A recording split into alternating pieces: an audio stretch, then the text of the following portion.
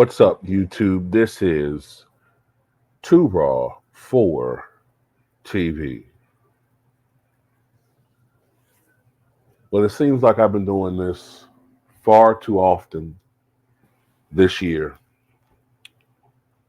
and it is my sad duty to announce the passing of Mercury Morris, Miami Dolphins great, two-time Super Bowl champion, and part of probably the greatest running back trio on any team in NFL history. Mercury Morris passed away last night at the age of 77. His son, his family, released an official statement early this morning, stating it is with profound sadness that we announce the passing of Eugene Mercury Morris, legendary Miami Dolphins running back and cherished member of the NFL family, at the age of 77. Known for his electrifying speed and dynamic play, Mercury was a cornerstone of the Dolphins' historic 1972 undefeated season and a two-time Super Bowl champion.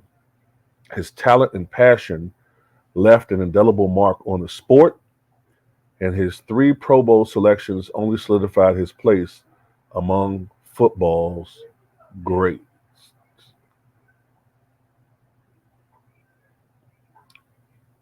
He is survived by his children Gino, Tiffany, Troy, Elliot,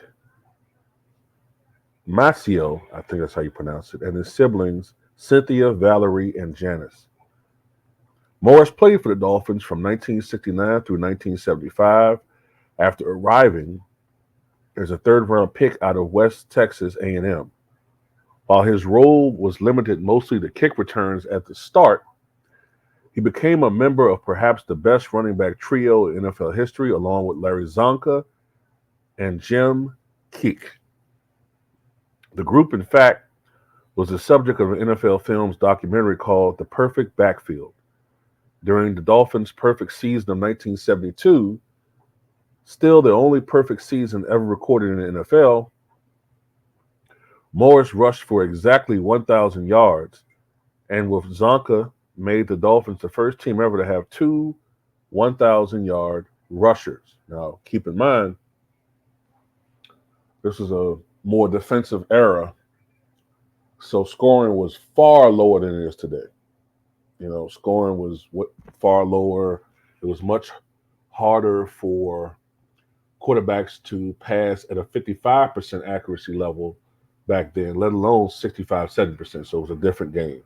If this was today, they would have both ran probably north of 1,500 yards easily. So just want to put that in perspective for all these young people that's going to say, oh, there ain't nothing. You don't know what you're talking about. Morris was a three-time Pro Bowl selection.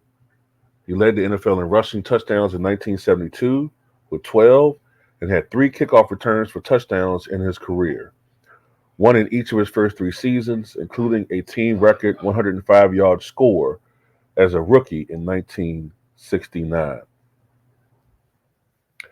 Morris finished out his NFL career with one season with the Chargers after being traded for a fourth-round pick, but his heart always was with the Dolphins.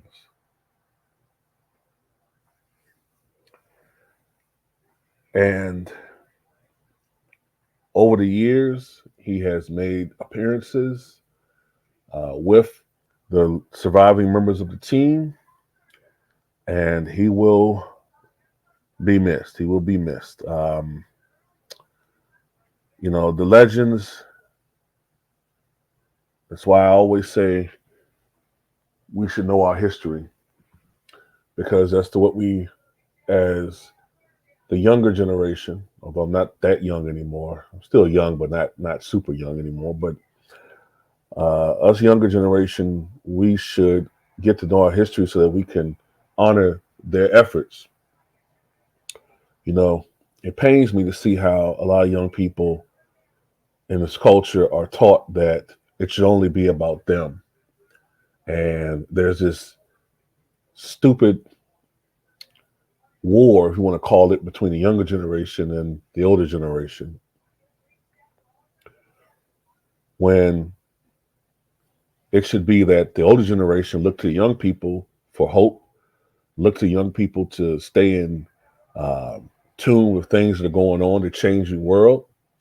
And the younger generation look at the older generation for experience and guidance. That's how it should be and how it always was, but not anymore. Not for the most part. The stupid war between generations is just ridiculous. But